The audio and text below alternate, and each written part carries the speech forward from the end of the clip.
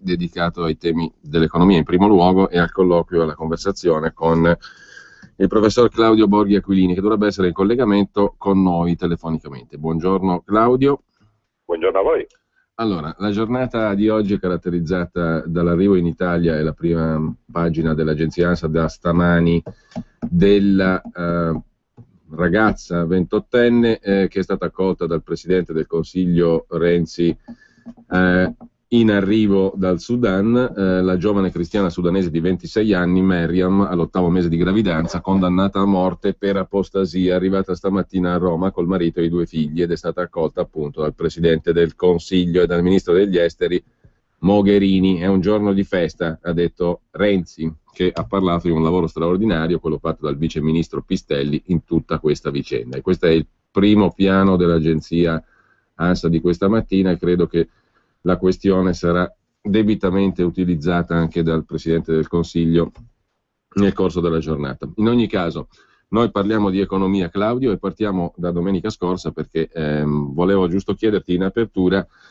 visto che sei intervenuto anche al congresso federale della Lega, nel quale le questioni economiche sono state in primo piano, qual è la tua valutazione su ciò che è emerso in sede congressuale e post-congressuale, cioè in questi giorni? Abbiamo sentito anzi a congresso che il tema del fisco è in primissimo piano, con la questione dell'aliquota unica, la rivoluzione fiscale e con la questione anche di una protesta fiscale all'orizzonte per il prossimo tardo autunno.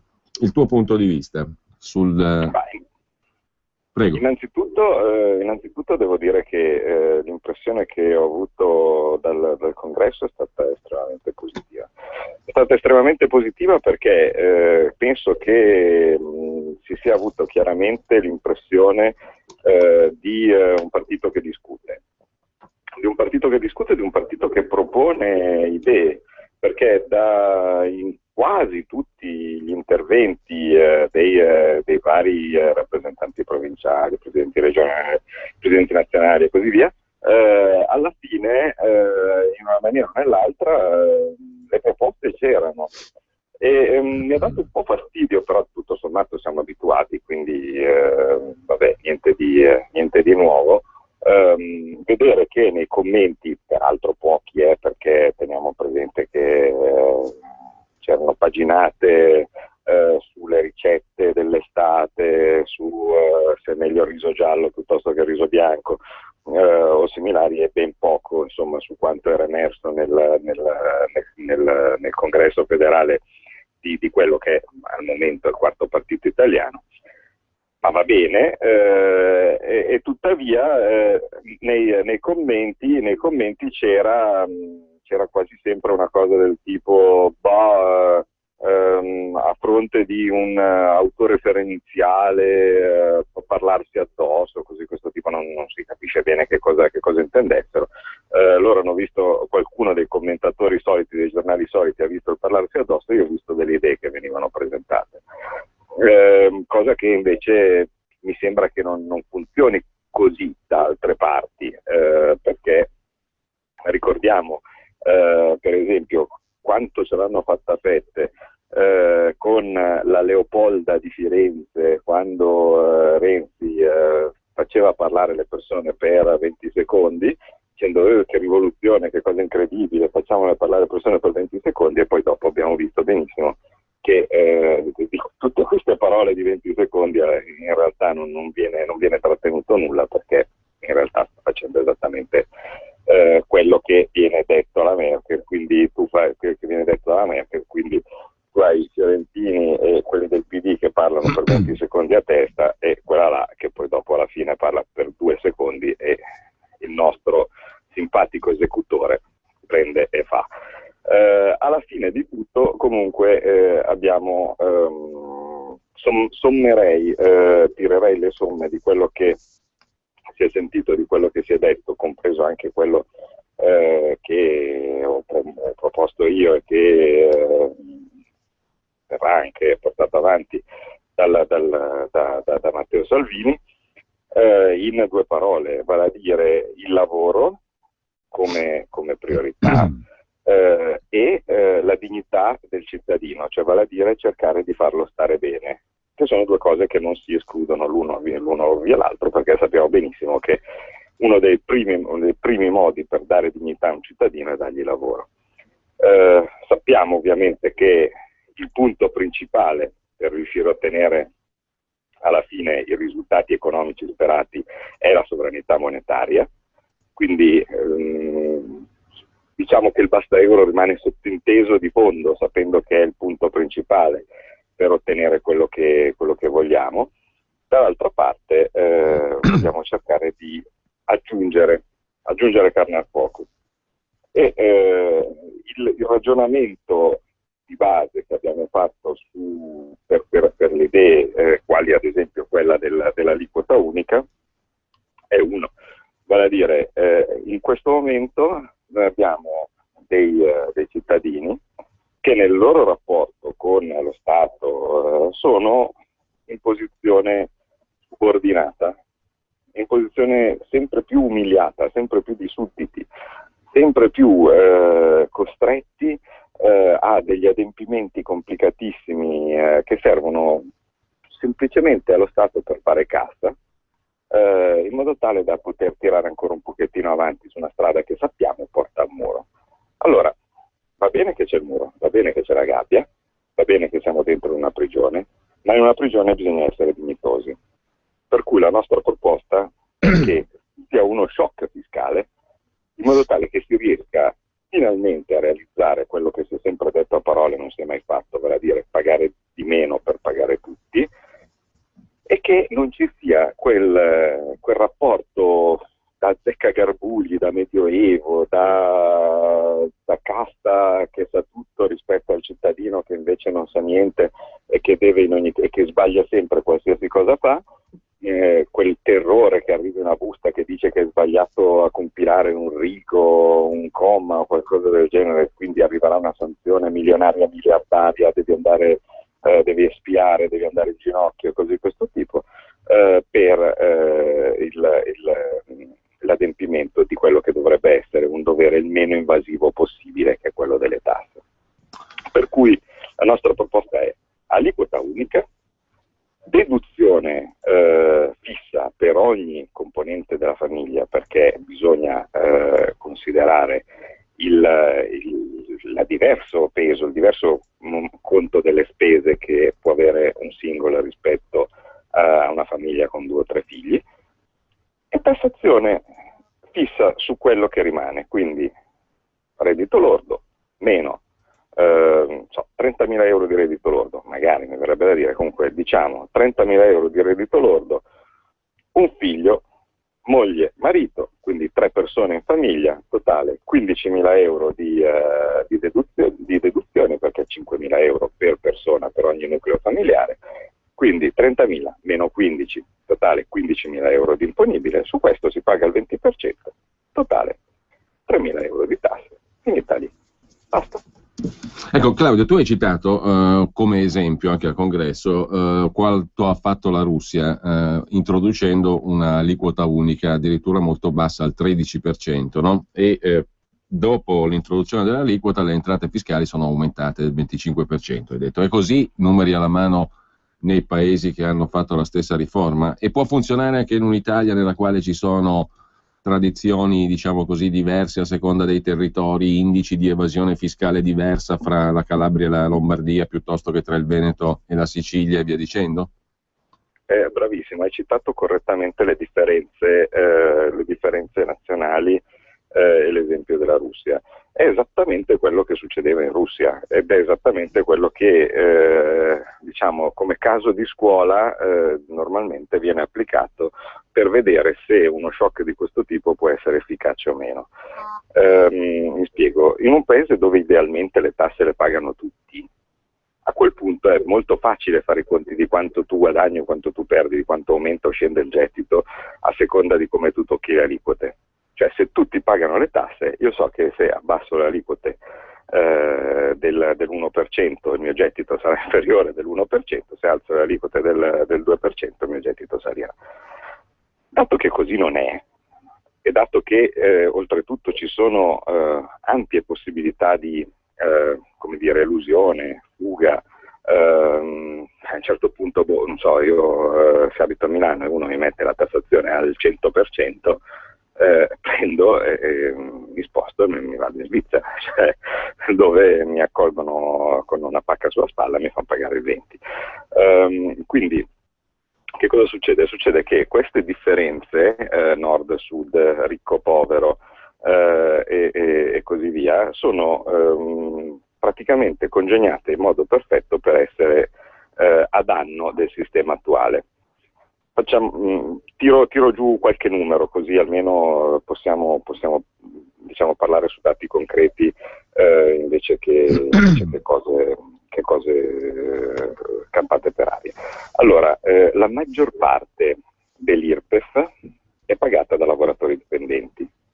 Nello specifico, sulla media di tutta l'IRPEF raccolta, i lavoratori dipendenti contribuiscono per l'80% dell'IRPEF, per lavoratori dipendenti e pensionati.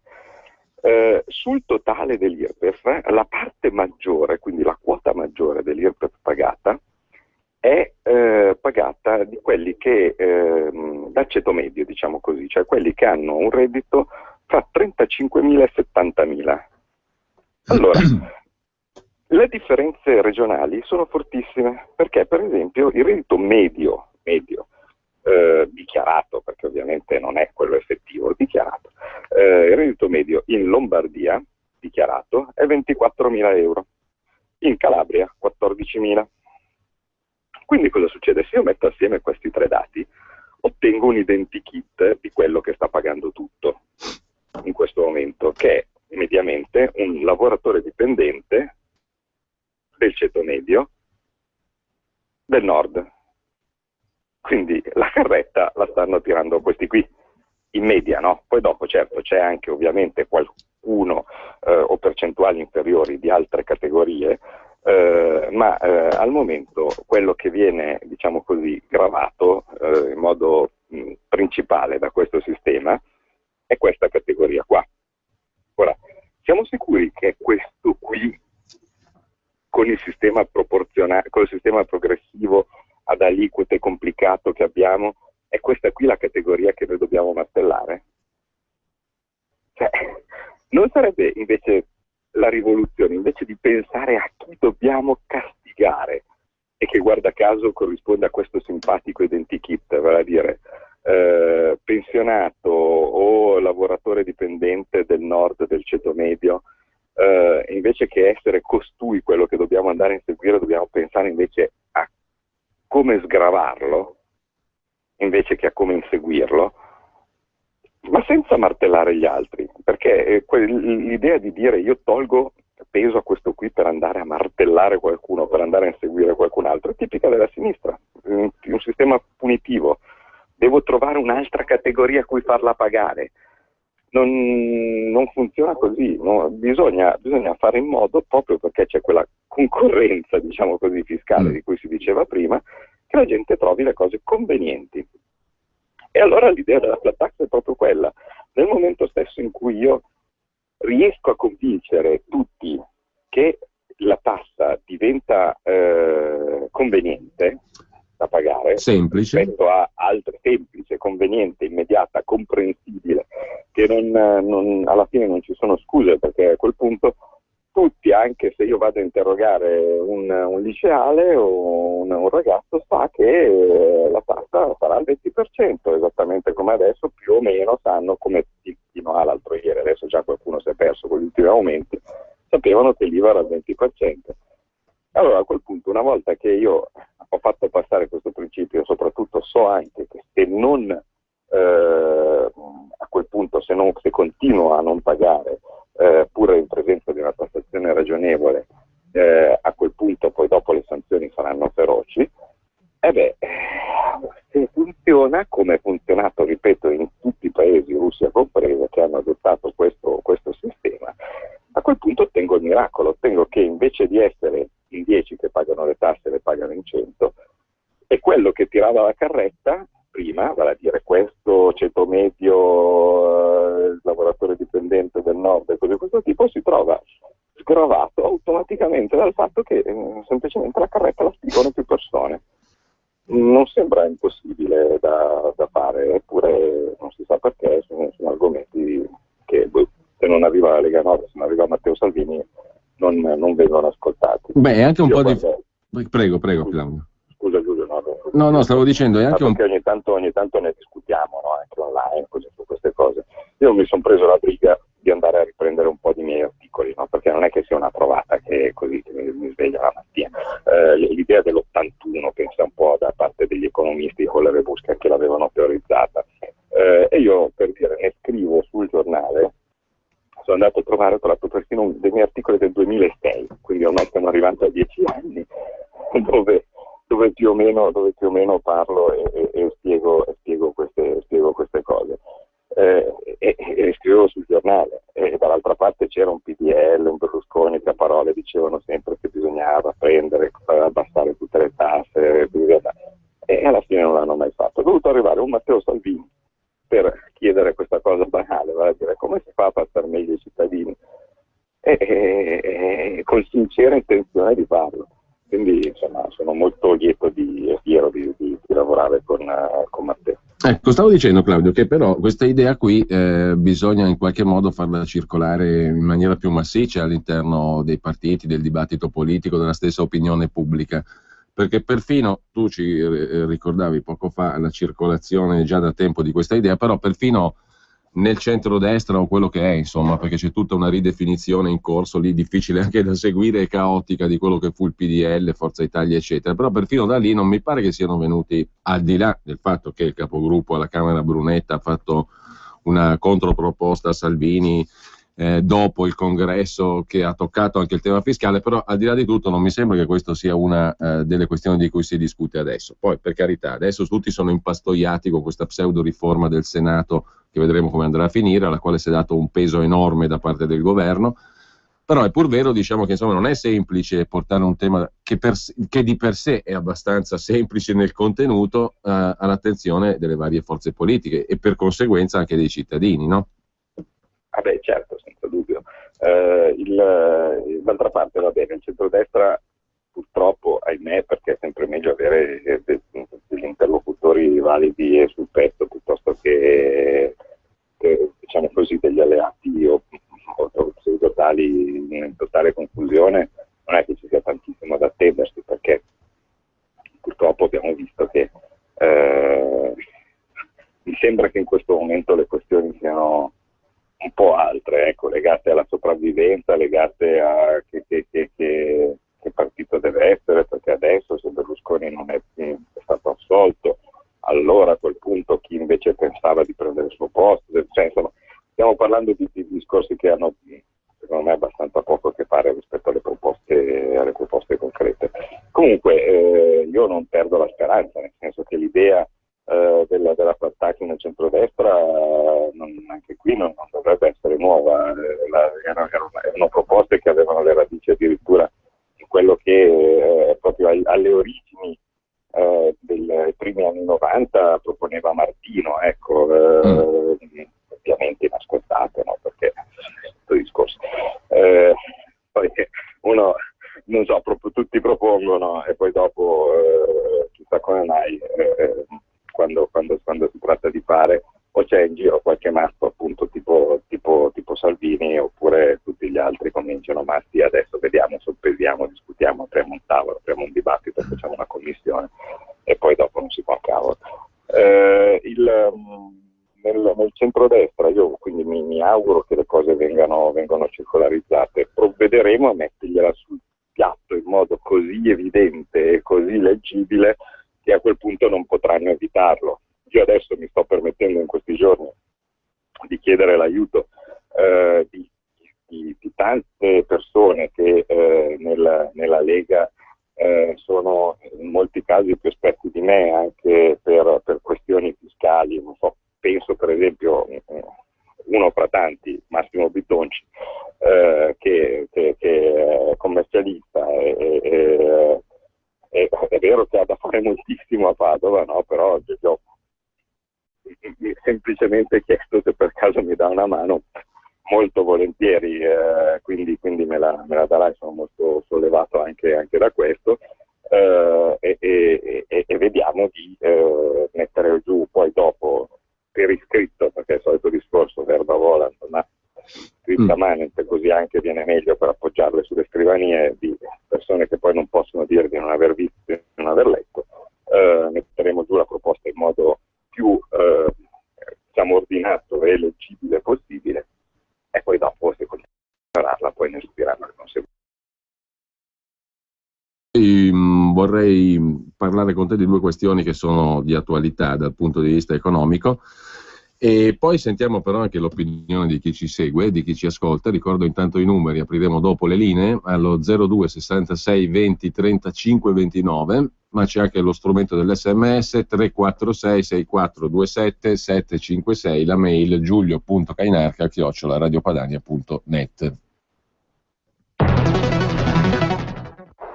Allora, questa è l'audio.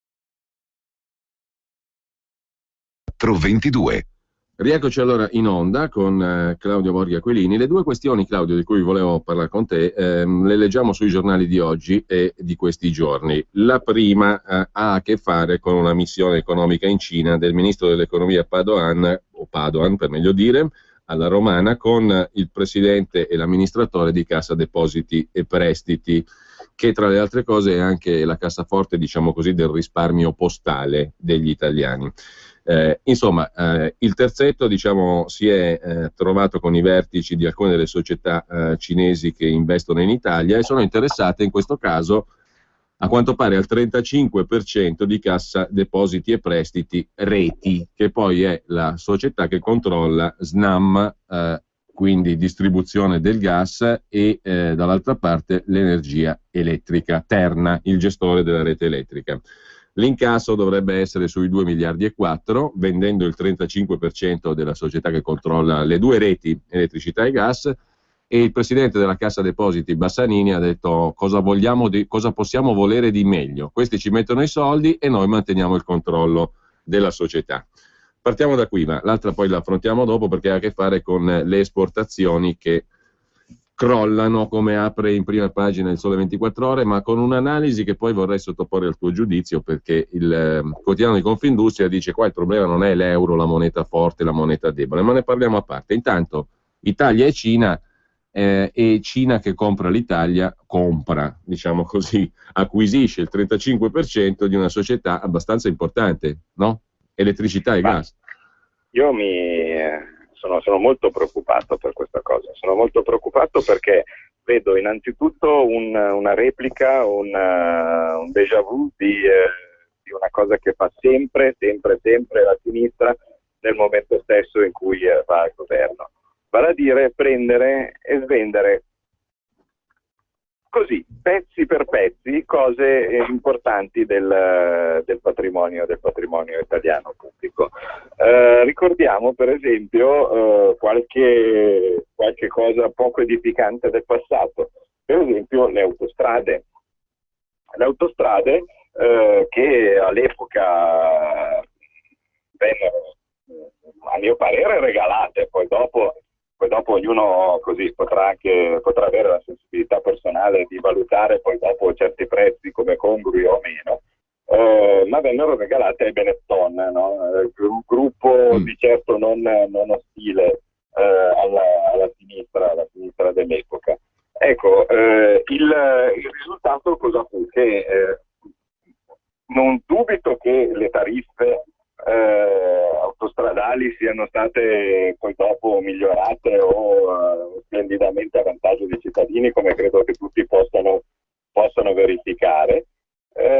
Il valore della società è andato poi dopo man mano non appena poi arrivò sul mercato, andò a salire tantissimo rispetto al prezzo a cui le autostrade poi furono vendute, e in ogni caso poi dopo lo Stato deve sempre poi riconoscere delle cifre a titolo di concessione, a titolo di tariffe, che poi vengano prese dagli italiani o che vengano poi pagate direttamente dallo Stato, è irrilevante. Però alla fine, in una maniera o nell'altra, queste cose si sono sempre rivelate un grosso affare per chi ha acquistato. Beh, poi in monopolio sostanzialmente, no? Perché certo, non c'è alternativa lì. Non è che c'è un'autostrada alternativa. Assolutamente, no, certo, non può arrivare il tedesco a farti un'autostrada più efficiente di fianco, no? Il risultato comunque alla fine è un gioco a somma negativa per chi lo fa.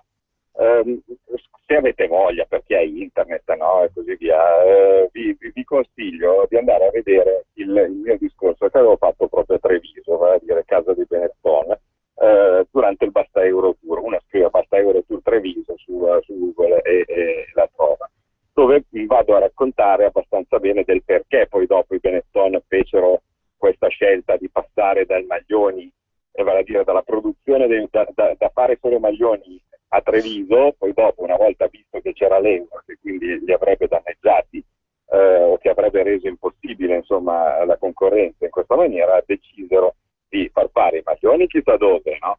E invece dall'altra parte di dedicarsi a un tipo di affare che non aveva concorrenza.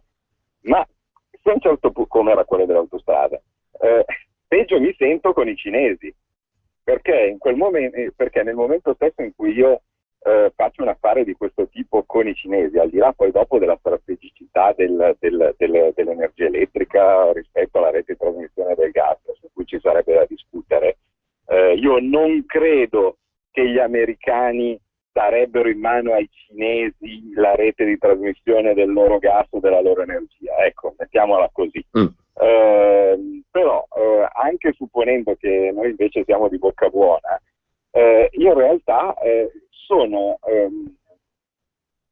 una forma di indebitamento ad altissimo prezzo, perché se io sono il gestore di una rete, cioè non è che io compro la rete di gestione del gas e nonostante quello che dice Bassanini o chi per esso, questi mi danno i soldi perché sono simpatici o perché sono Babbo Natale, o perché gli sta simpatico Renzi o chiunque. Il cinese fa il suo interesse.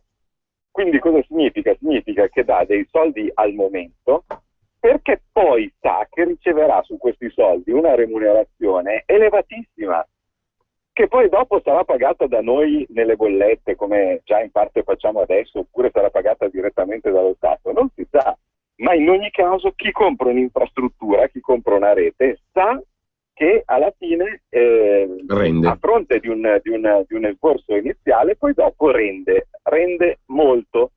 Quindi io dico, ma che cosa ci tornerà mai in tasca a noi nel momento stesso in cui adesso abbiamo dei tassi di interesse sul debito pubblico al 2%, al 3% o qualcosa del genere, vendere una cosa che ci costerà invece in termini di concessioni o di remunerazione del capitale il 6-7% all'8%. Direi che è una cosa veramente senza senso. E quindi in realtà la differenza delle due cose dovrebbe essere sempre tenuta in considerazione, perché altrimenti stiamo mistificando, facciamo credere che in questo momento noi abbiamo un incasso gratis, a fronte di nulla. E questa è mistificazione tanto quanto. Quindi noi regaliamo un asset strategico come può essere quello del trasferimento del gas o dell'energia a dei cinesi, ma potrebbero anche essere degli svizzeri, non è che cambia molto, a fronte di un incasso immediato otterremo un pagamento molto consistente di vita natural durante. E cosa abbiamo risolto? Bassanini dice, ma tanto rimane le cose strutturali. Bassanini dice, però rimane il controllo pubblico, quelli ci mettono la liquidità per il momento. Sì, ma allora, attenzione, bisogna essere chiari. Se io sto parlando del controllo, allora quello è un altro discorso, significa che se io volessi veramente ottimizzare o massimizzare, no, il valore della mia vendita, allora devo vendere anche il controllo.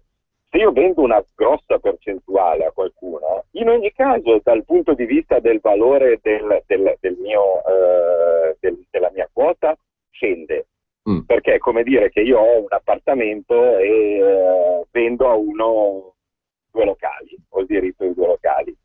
Ecco, io potrò anche avere la maggioranza, il millesimo, no, dell'appartamento, ma il valore del mio appartamento in generale scende. Se non lo voglio vendere, cosa che effettivamente sarebbe logica pensare, cioè vale a dire non vendere totalmente la SNAM, no? Non vendere totalmente la terra, allora a quel punto di questo fattore mi posso anche disinteressare. Ma quello che ho detto io prima è che non è tanto una questione di controllo, perché sai, il controllo è abbastanza relativo, cioè non è che io posso decidere perché c'è il controllo che non so a destra o a sinistra, cioè la rete principale o i gasdotti o quello che è sono quelli lì che sono. In realtà è proprio una questione economica, cioè di dare a avere, vale a dire io sto pagando in questo momento 10, sto ricevendo in questo momento 10, per poi dopo dovrò andare a pagare 3 ogni anno. E sono le stesse boiate che venivano fatte all'epoca quando, per dire, si faceva passare come vendita degli immobili pubblici, no? Tipo la vendita di immobili che poi dopo venivano riaffittati. In questo caso è riaffitto obbligatorio, no? Perché non posso non remunerare chi compra la mia quota. Quindi io sto facendo un mini incasso immediato per poi dopo dover andare a pagare costantemente in futuro. Questo anche per la quota di minoranza. Chiaro.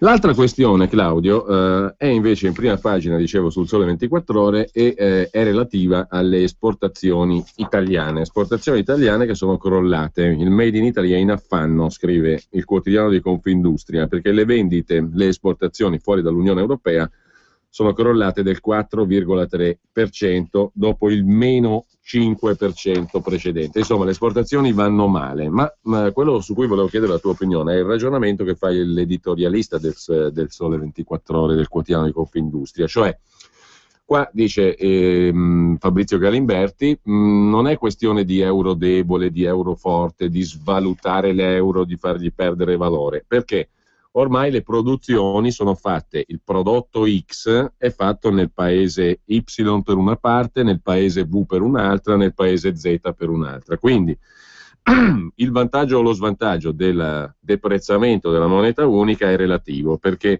viene annacquato dallo svantaggio dei maggiori costi di lavorazione delle diverse fasi del prodotto negli altri paesi, nei paesi extra Unione Europea.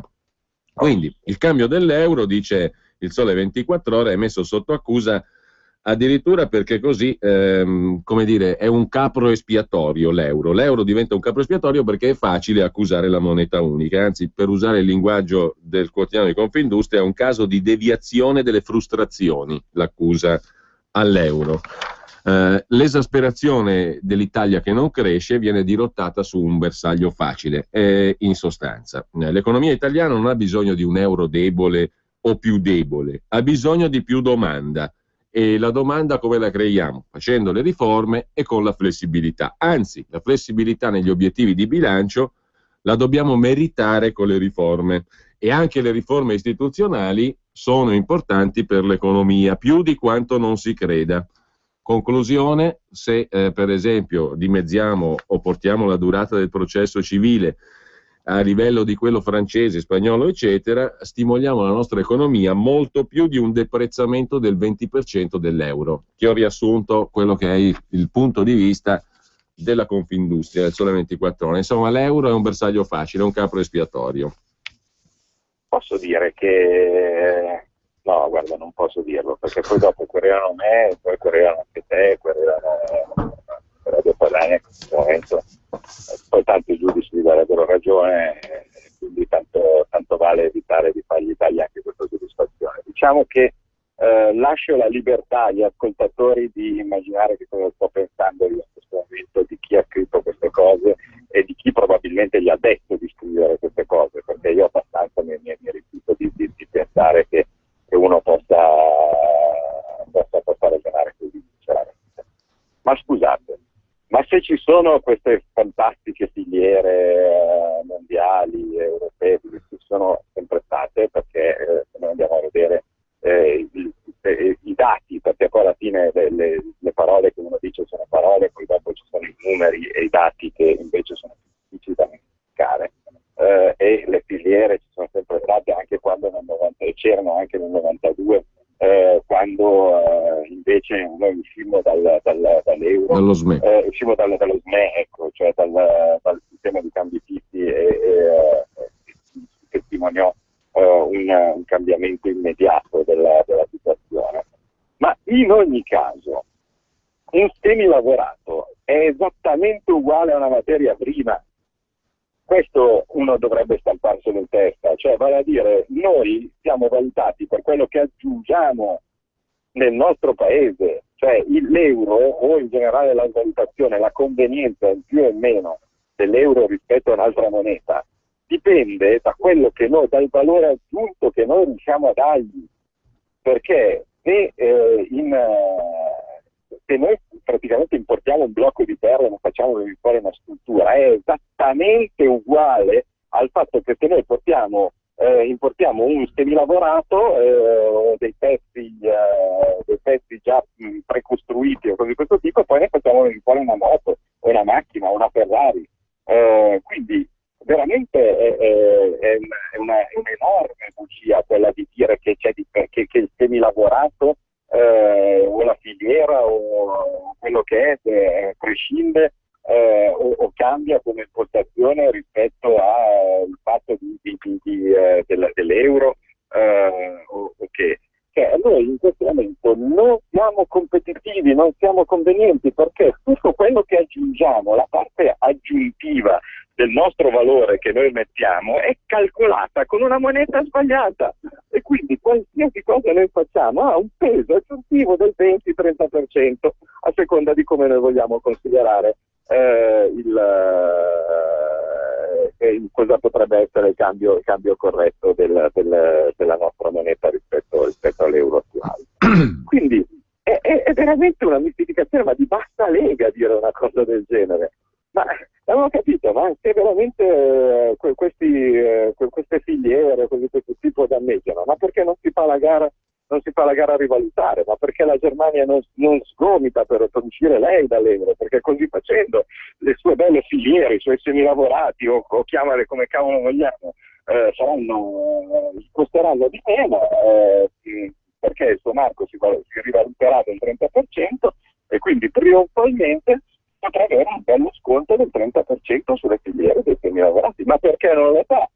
Ma perché tutti i tedeschi dicono chiaramente, tutti i tedeschi, quelli veri, intendo ministri e compagnia bella, quando hanno dei momenti di sincerità, dicono sinceramente che a loro l'euro conviene tantissimo.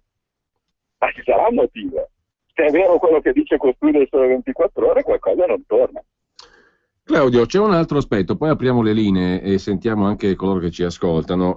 Un'altra questione, anzi, sulla quale volevo chiedere il tuo punto di vista. È una notizia relativamente poco commentata, però è una notizia, credo, di una certa importanza. All'ultimo vertice in Brasile, i cosiddetti BRICS, cioè Brasile, Russia, India, Cina e Sudafrica, ma con la possibilità di aprire ad altri paesi, in primis mi pare di capire l'Argentina, che è messa peraltro in difficoltà da una sentenza americana sul vecchio debito, Ebbene, questi paesi hanno fondato una sorta di controfondo monetario contro Banca Mondiale, hanno stipulato un accordo per gestirsi in autonomia rispetto alle istituzioni finanziarie internazionali, in primis appunto il Fondo Monetario e la Banca Mondiale. È stata salutata da qualcuno questa qui come una novità politico-economica importantissima.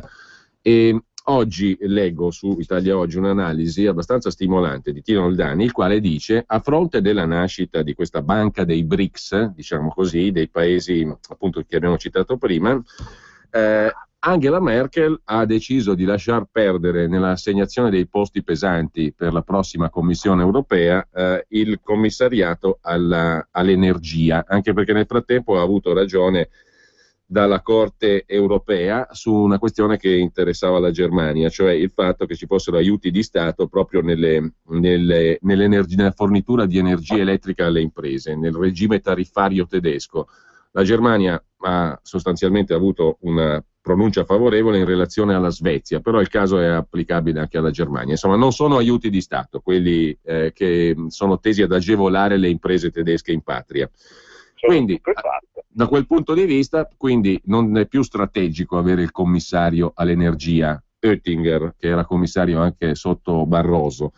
È diventato più importante il commissario al commercio, perché la vera frontiera di un paese esportatore netto e con una bilancia commerciale che è ampiamente al di là peraltro degli accordi europei, dovrebbe essere sanzionata la Germania, accordi alla mano. La frontiera decisiva è quella lì, quella del commercio, e quindi probabilmente sarà tedesco il prossimo commissario al commercio. Non solo, perché la Germania vuole anche guidare da quella posizione la chiusura delle trattative con gli Stati Uniti per la creazione di quella maxi area di libero scambio fra Stati Uniti e Unione Europea, cioè il trattato che va sotto il nome di TTIP, in pratica un trattato di libero scambio fra Unione Europea e Stati Uniti senza dazi né barriere tariffarie. Mi sento male, cioè basta, non andare più avanti, veramente mi sento male. Dimmi la tua però, prima di sentirti male. No. Ok, vabbè, ricordate ai miei figli che gli ho voluto bene, insomma, se schiaffo definitivamente oppure a un certo punto faccio il gesto eclatante, perché veramente non ce la faccio più a sentire queste cose, è tutto un teatro preparato. Ma scusate, su quello che ti dicevo prima, il fatto che crolli il nostro export, no? Ma cosa vi ho detto io durante tutto il basta euro? Vi ho detto che sarebbe andata così? Io no.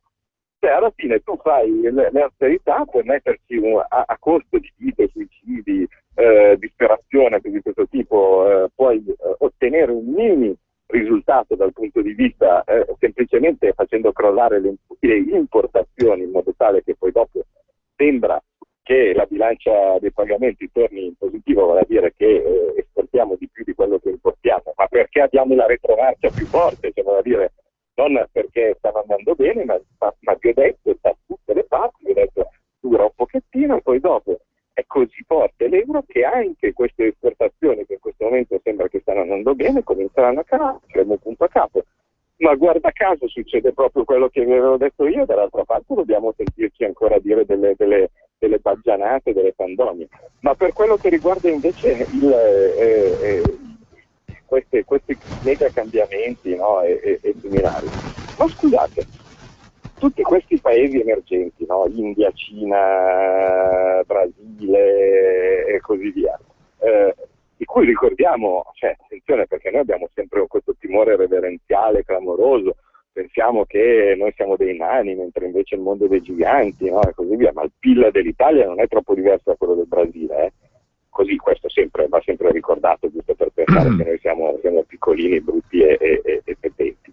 Ecco, però questi paesi, ma possiamo forse biasimarli se cercano delle alternative a delle istituzioni che di base sono quasi tutte eurocentriche? Cioè tutte queste cose qua, Fondo Monetario Internazionale, così sono,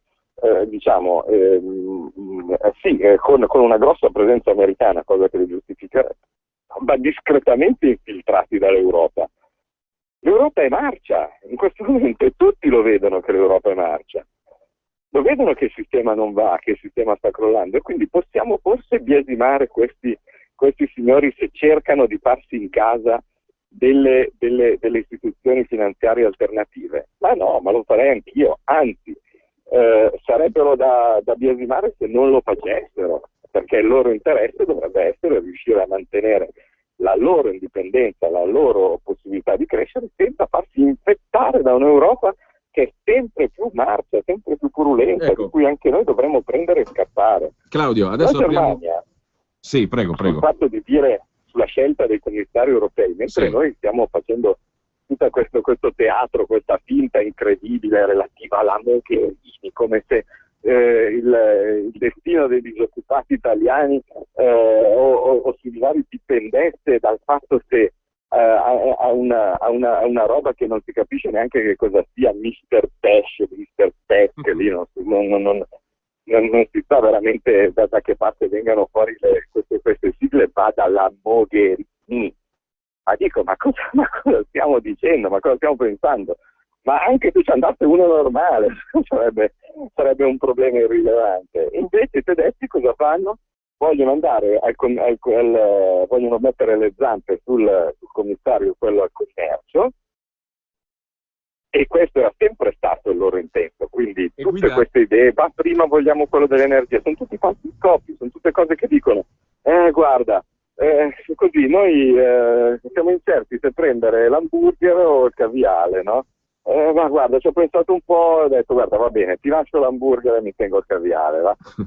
Quindi dopo che hanno fatto tutte queste balle qua, queste cose, mettono le zampe su quello che gli interessa veramente, il commissario al commercio, perché così facendo nessuno li potrà più sgridare, perché se lo fanno in casa, su quello che conta veramente, vale a dire sull'invasione dei prodotti tedeschi negli altri e far valere il punto di vista sul negoziato con gli Stati Uniti.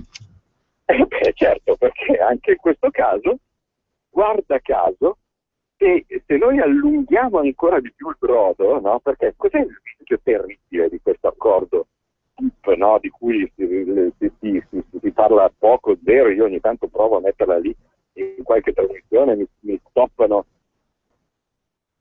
Sì, perché è un argomento che mi stoppano direttamente ogni volta dicendo che è noioso, allora in questo caso i vari tip e compagnia bella significa molto banalmente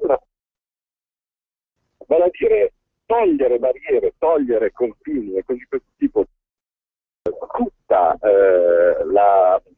un'area immensa, con il risultato di che? Con il risultato che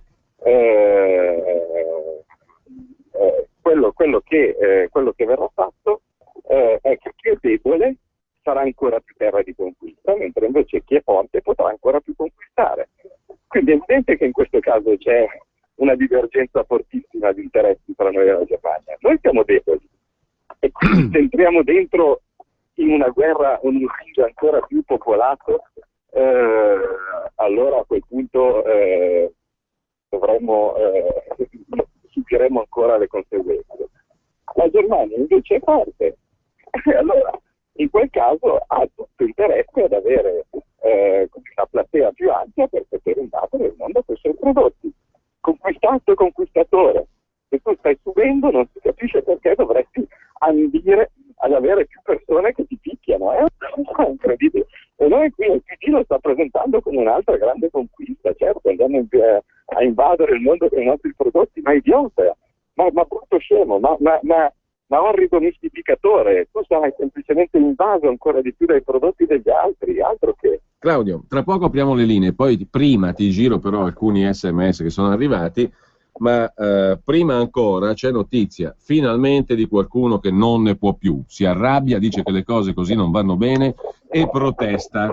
La notizia è simpatica e curiosa. Al termine dell'ufficio di presidenza della Camera questa mattina, che ha dato l'ok alle linee guida per iniziare la contrattazione sulla applicazione dei tetti salariali, cioè dei limiti massimi di stipendio, c'è stato un gruppo bello nutrito e folto di dipendenti della Camera dei Deputati che che ha contestato apertamente, primo caso nella storia della Camera dei Deputati, ha contestato apertamente i politici che sono usciti dall'ufficio di presidenza, in primis la vicepresidente Marina Sereni, che ha la delega sul personale. Applausi, sfottò, urla, una contestazione mai vista, scrive questa mattina l'agenzia ANSA nei corridoi di Montecitorio, dove non si era mai vista una contestazione del genere da parte dei dipendenti della Camera dei Deputati. Qui non c'ho bisogno né di commento né di niente, perché la notizia è abbastanza divertente di per sé e indicativa, diciamo.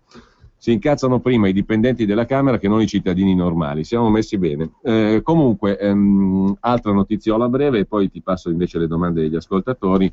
Il Presidente del Senato ha recepito perfettamente l'ordine del Presidente della Repubblica, ha sospeso stamani i lavori, ha riunito la conferenza dei capigruppo, bisogna fare alla svelta, quella roba lì, la riforma costituzionale, approvarla a sprombattuto, alla velocità massima possibile. Però adesso, Claudio, ti giro le osservazioni che ci sono nel frattempo arrivate via SMS. Io intanto ho un ritorno d'audio orripilante, se la regia può fare qualcosa, bene.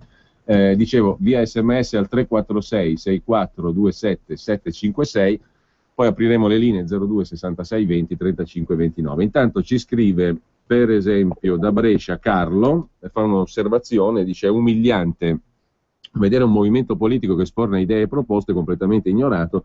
Su Sky TG domenica, ma anche sui quotidiani di oggi e in tutti questi giorni, si continua a far vedere una nave ferma, la famosa Costa Concordia, che qualcuno ha detto è la metafora del paese. Insomma, esagerata attenzione mediatica per la Costa Concordia, ma per questioni come quelle di cui abbiamo parlato, zero. Poi Maurizio da Milano: le detrazioni devono tener conto, nella tua proposta di flat tax, diciamo, del costo della vita.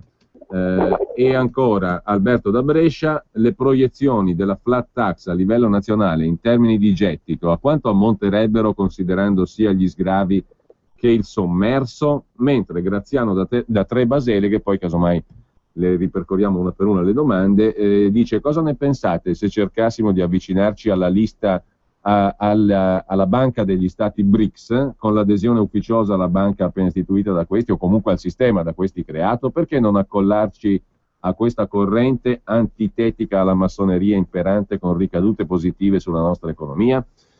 Questi i quesiti finora arrivati. Claudio, poi apriamo anche le linee telefoniche. Scusa, premetto che in parte ti sentivo poco, perché andava in lingua. Comunque, in buona sostanza, su il fatto che si faccia vedere la Costa Concordia invece che parlare di cose serie, ma questo è abbastanza normale, insomma, cose che abbiamo già visto in abbondanza. Bisogna cercare di distrarre la gente per quanto possibile, in modo tale che non si ragioni, non si parli, non si faccia, non si disturbi.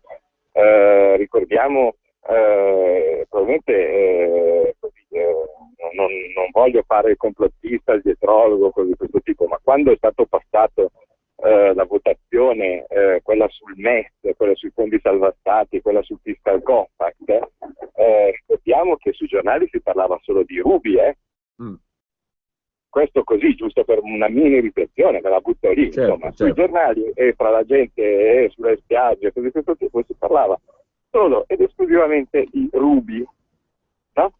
Che poi dopo abbiamo visto che effettivamente probabilmente non era pure nemmeno reato, ma fece benissimo il suo mestiere di arma di distrazione di massa. Così facendo si era ottenuto il bellissimo risultato di far parlare solo di quella cosa lì, di allontanare un governo che era al momento democraticamente eletto, e di poi dopo sostituirlo con Monti, che fece quello che gli veniva ordinato di fare, no? Quindi, insomma, in questo momento Ruby non ce l'hanno più, sono costretti a usare la Costa Concordia, cioè, veramente, insomma, si scava il fondo del barile. Dall'altra parte, invece, cosa mi ricordi cos'erano gli altri punti? Ecco, l'altra domanda era, l'osservazione di Maurizio da Milano: le detrazioni nel modello di flat tax devono tener conto del diverso costo della vita.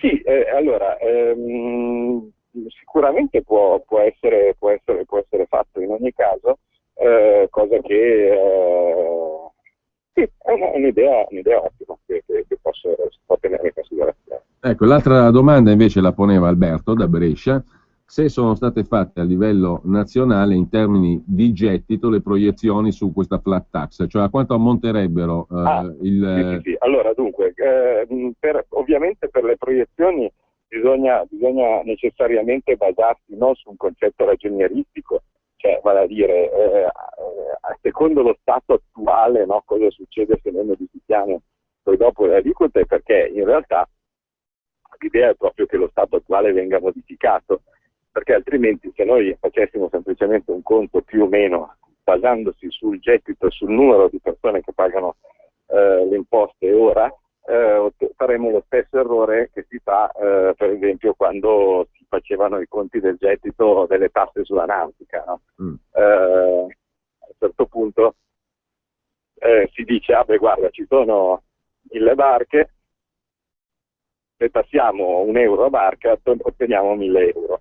Peccato che poi dopo, se tu metti delle tasse sulle barche, le barche navigano via e alla fine poi dopo il gettito non è mai quello. In realtà il tipo di impostazione fiscale o di risultato che dà la flat tax è tipicamente dovuto al recupero dell'elusione. Quindi possiamo basarci principalmente, le stime vengono fatte su quanto è successo da chi le ha approvate veramente, a dire com'era la situazione precedente e poi dopo la situazione post cambiamento. Ecco, questo tipo di cambiamento in tutti i paesi dove è stato originato ha portato un aumento del gettito. In pratica però quello che si è visto è che al di là dell'aumento, perché sono stati alcuni casi di aumento del gettito, c'è stata una notevole stabilità del gettito. In quasi tutti i paesi in cui è stata approvata, no? poi dopo la flat tax, alla fine il gettito effettivo si è rivelato molto, ma molto stabile rispetto a quello precedente, vale a dire col vecchio sistema. Semplicemente si è ampliata la platea. Vale a dire, le tasse raccolte, quelle erano, ma molto banalmente le pagavano più persone. Così facendo, alla fine si era ridotto il peso del singolo pagatore, del singolo contribuente. E questo è successo in tutti i casi. Non c'è stato un caso dove a fronte di un drastico calo di aliquote portato dalla flat tax si è avuto un calo di gettito. Per cui direi che l'attuale sistema italiano, dove sappiamo tutti che l'evasione o l'elusione è molto diffusa, potrebbe rivelarsi un caso di scuola di convenienza nell'applicare, però le proiezioni vengono fatte necessariamente sulla base di esperienza realizzativa negli altri paesi.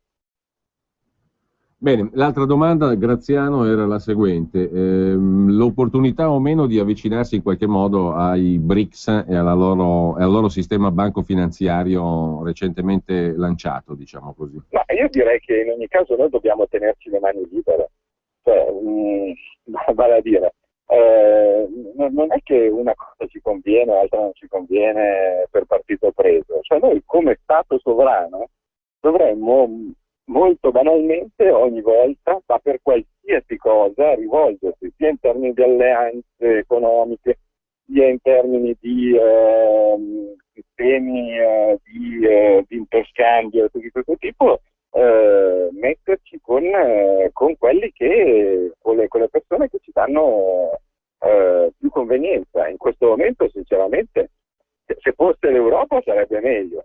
Ma a un certo punto così è, la butto lì. Se noi ottenessimo condizioni migliori con interscambi o aumentando gli interscambi, per esempio, che ne so, con la Russia, no? tanto per dirne una, non vedo perché non dovremmo quantomeno considerare la cosa.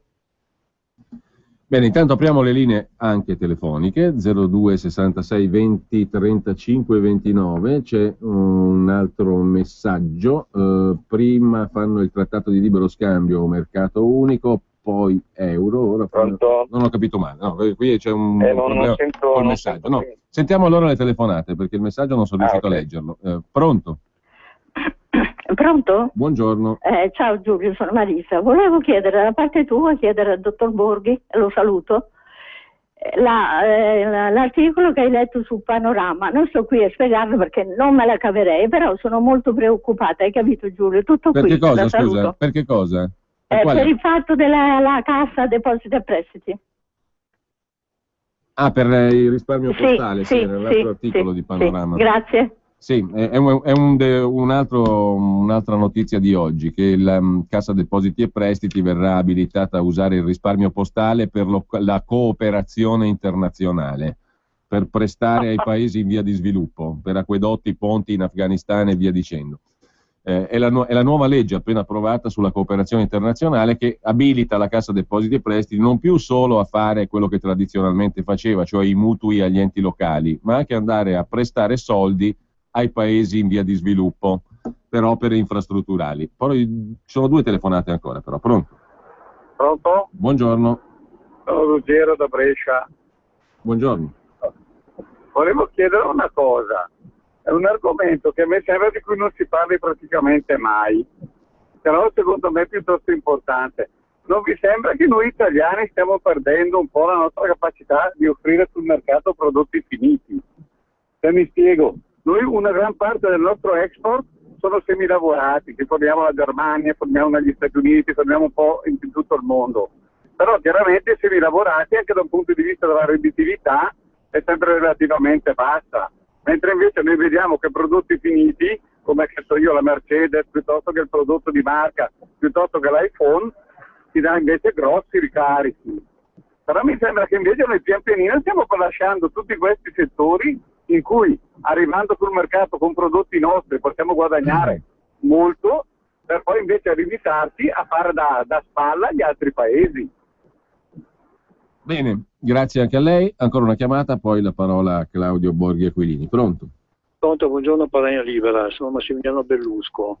Allora, una cosa, per quanto riguarda chi vuol vendere tutte le aziende italiane, mi sorge un dubbio, o sono degli incapaci o sono dei disonesti, perché è propendo di più per la seconda per la seconda cosa, perché mi sembra che possono avere degli interessi personali. Ma al di là di questo volevo chiedere al professore, ma se l'Italia facesse, per quanto riguarda il debito pubblico, chiedesse un concordato preventivo, dato che con tutti gli interessi che abbiamo pagati negli anni scorsi sul debito, alcuni hanno più che raddoppiato il capitale, perché si ricorda quando c'erano gli interessi oltre il 10%, e si sa che ogni 10 anni con l'interesse al 10% viene raddoppiato il capitale. Cioè noi potremmo anche chiedere un concordato preventivo ed eliminare la metà del nostro debito pubblico. Si potrebbero trovare alcune soluzioni, tipo ad esempio i titoli che vengono ritirati e che non verranno mai più pagati, si può pagare un interesse per 10 anni e così dimezzeremmo il nostro debito pubblico. Che cosa andremo incontro? Padania Libera. Bene, Claudio. No, dunque, quella sul debito non mi sembra una grande idea, perché in ogni caso il concordato noi lo faremmo con noi stessi, cioè il debito pubblico è ricchezza privata, quindi io dovrei in pratica chiedere a un pensionato che ha magari dei bot come risparmio di sepultarsi il suo risparmio, tanto vale fargli una patrimoniale, allora è qualcosa che arriverebbe a risultati simili. In realtà l'idea di invece molto banalmente uscire dall'euro, svalutare, quindi ripagare i titoli di Stato con la nuova moneta, otterrebbe il risultato auspicato, vale a dire il concordato preventivo, diciamo così, ma solo nei confronti dei detentori esteri del nostro debito, cioè vale a dire noi ne saremmo immuni, perché a quel punto in ogni caso noi continueremmo questi denari, questi soldi a utilizzarli qui, e quindi non avremmo l'effetto di valutazione della moneta, mentre invece il detentore di debito estero sì, e quindi insomma penso che fra le due soluzioni, se proprio noi dovessimo considerare intollerabile il debito, sia migliore quello. Ma in ogni caso, ripeto, il nostro debito pubblico non è la causa dei nostri problemi, cioè noi in questo momento non le fabbriche e così via non vendono i loro prodotti, non certo perché c'è il debito pubblico che c'era tale quale, anche, anzi con degli interessi molto maggiori, anche quando invece le fabbriche e le imprese i loro prodotti li vendevano. Su quello che riguarda gli investimenti della Cassa Depositi e Prestiti all'estero e così via, sì, io direi che c'è abbastanza da essere preoccupati, non tanto per l'idea, perché incredibilmente no? C'è stata anche una dichiarazione di Renzi che dice che bisogna addirittura incentivare le nostre aziende a investire all'estero. Allora probabilmente qualcuno ha ricordato a costoro che se io prendo e investo all'estero, a quel punto i redditi dell'investimento all'estero poi dopo rientrano in Italia e quindi potrebbe essere conveniente. Sì, ma è conveniente nel momento stesso in cui abbiamo un paese senza disoccupazione. Allora, un paese senza disoccupazione io capisco che possa fare senso prendere e investire all'estero. Lasciamo perdere poi dopo cosa possono essere le conseguenze di far investire a quelli che sappiamo noi, i soldi postali in Afghanistan o cose di questo tipo. Quindi quello è un altro discorso, un discorso di fiducia. Ma altrimenti dal punto di vista economico potrebbe anche far senso. Il problema è che se invece tu parti da una situazione di recessione e disoccupazione come l'attuale, no, non fa più senso, no, perché in quel momento se io prendo e faccio investire all'estero, magari capitali poi dopo potrebbero anche ritornare incassando chi ha deciso di fare gli investimenti all'estero. Ma intanto però qua la gente muore di fame, qua la gente non lavora, qua la gente viene continuamente licenziata e disoccupata, perché se io quei pochi soldi che ci sono in circolo e poi dopo li investo all'estero, allora mi spieghi qualcuno qua chi lavora. Vogliamo dire che il nostro modello è l'emigrazione? Vogliamo dire che quando io sono andato a fare una conferenza a Pordenone, mi hanno fatto visitare un museo dell'emigrazione dove si vedevano i friulani che nelle diverse epoche prendevano e andavano a cercare fortuna nel mondo, quindi il gruppo dei camerieri, il gruppo dei minatori e così via. Ecco, vogliamo che il nostro obiettivo e modello di sviluppo sia questo, cioè facciamo investire all'estero e intanto già che ci siamo mandiamo via la gente, diciamo di andare via con la valigia, perché tanto poi qua arriveranno invece sostituiti simpaticamente da quelli che ci stanno arrivando dall'altra parte del Mediterraneo. Beh, se il modello è questo, io chiedo solo che ci venga detto. Intanto... Gli italiani, una volta saputa questa cosa, continueranno a votare PD, allora questo periodo, ragazzi, non fare queste valutazioni. Due chiamate ancora, 02 66 20 35 29, e poi ti giro, Claudio, un SMS al 346 6427 756 per gli SMS. Pronto? Aia, che rumore. Scusa, ti sento molto male, sono io? Sì, prego. Ok, scusate. Chiamo dalla Brianza, Padania Libera. Volevo chiedere al vostro ospite che cosa ne pensa degli accordi di Basilea 2, dove in soldoni si è sancito che le banche che si prestano denaro tra di loro o comunque per speculazioni finanziarie avranno un alto rating interno, quelli invece che finanziano le piccole e medie imprese, che ovviamente è un'operazione più rischiosa, rischiano il declassamento. Cioè, su questa cosa mi è venuto in mente quello che diceva Bossi 25 anni fa, quando diceva la Padania sarà in mano alle banche tedesche e alle massonerie inglesi che distruggeranno il nostro tessuto produttivo, e mi pare che Basilea 2 ne sia l'esempio lampante. Vi ascolto per radio. Bene, l'altra chiamata 02 66 20 35 29, pronto? Pronto? Buongiorno. Buongiorno, sono Giuseppe della provincia di Lecco. Io alla Lega, il professor Borghi, vorrei chiedere qualcosa, cosa vuol fare la Lega per la questione energetica, perché secondo me l'energia è un fattore molto importante che Mattei ai tempi aveva risolto molto bene. Dunque, noi sappiamo che praticamente la battaglia tra la Russia e l'America si basa sulla scacchiera mondiale in base alla questione energetica, perché praticamente adesso gli americani con la CIA fanno marcia indietro dicendo che l'Ucraina probabilmente non è stata la colpevole per l'abbattimento dell'aereo e vogliono ristabilizzare l'Iran perché è un grande produttore di gas che potrebbe sulla scacchiera mondiale dare fastidio ai russi. E guarda caso che però hanno armato l'Israele fino ai denti e poi adesso cambiano faccia. Ecco, sulla questione energetica, siccome questa tocca tutti noi, sia sulla benzina e anche i costi energetici, ma anche nelle case dei cittadini, cosa intende fare la Lega? Grazie, buongiorno. Bene, non so se abbiamo un'altra chiamata. Una, sì. Pronto? Pronto? Buongiorno. Buongiorno. Mauro da Reggio Emilia. Buongiorno. Dunque, saluto il professor Borghi. Allora, io ritengo che l'Italia ormai è uno scatolone dove ci sono solo ed esclusivamente 3 o 4 prodotti, di cui uno è la Terna, no? Ricordo che in Portogallo si sono presi prima come azionariato e poi totalmente i cinesi in intera rete, per cui c'è mezzo Portogallo al buio. Però io guardo anche un attimino oltre lo zerbino di casa mia. Nel 2007 500.000 miliardi di titoli tossici hanno determinato la crisi, ora sono 750.000, per cui la crisi è sistemica e scoppierà in Europa, secondo me, e la prima scintilla ce l'abbiamo già avuto col Banco di Spirito Santo che è saltato. Quindi gli italiani non si rendono conto, rimanendo nell'euro, che noi andremo contro a una cosa terribile. Cosa ne pensa il professor Borghi? Bene, Claudio, te la parola, poi abbiamo giusto il tempo di citare un paio di SMS. Prego. Ma in quale altra radio, ma in quale altro partito poi dopo arriva della gente con delle sollecitazioni così precise, così utili per il dibattito? D'altra parte, insomma, io mi sto stupendo sempre più, no, di questa situazione.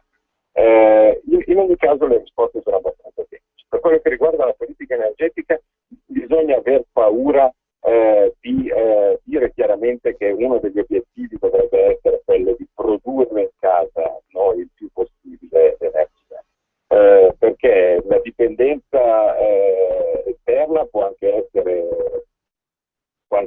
diciamo così, in certi casi conveniente economicamente, perché è ovvio che la produzione interna dell'energia è costosa, però se proprio bisogna spendere soldi statali, a quel punto conviene spendere soldi che importiamo, e per riuscire a fabbricare internamente, creando lavoro, fabbricando cose che importiamo, e l'energia è una di queste. Quindi l'idea della Lega è molto chiaramente quella di, nel caso, spendere soldi statali per fabbricare internamente, per realizzare internamente la produzione di energia, che sia con ditte, che sia con fotovoltaico, che sia insomma con quello che possiamo fare, ma dobbiamo cercare di produrre internamente l'energia.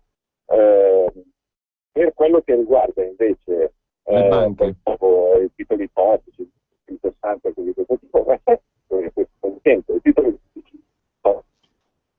ti stiamo perdendo, Claudio, ti stiamo perdendo come audio.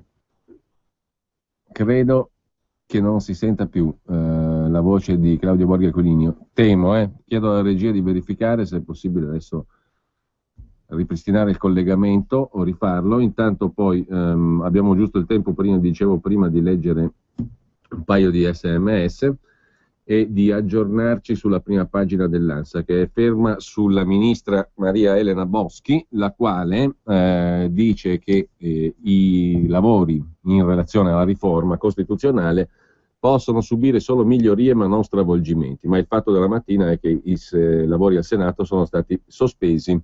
È stata convocata d'urgenza la riunione dei capigruppo, perché bisogna obbedire al re, al capo dello Stato, il quale ha chiamato a rapporto anche il Presidente del Senato per fare in fretta, e il Presidente del Senato Grasso ha capito immediatamente l'antifona, l'ordine, e ha convocato d'urgenza la conferenza dei capigruppo. Dovremmo intanto essere riusciti a rimetterci in contatto con Claudio Borghi Aquilini. Stavamo parlando della crisi, eccoci qua.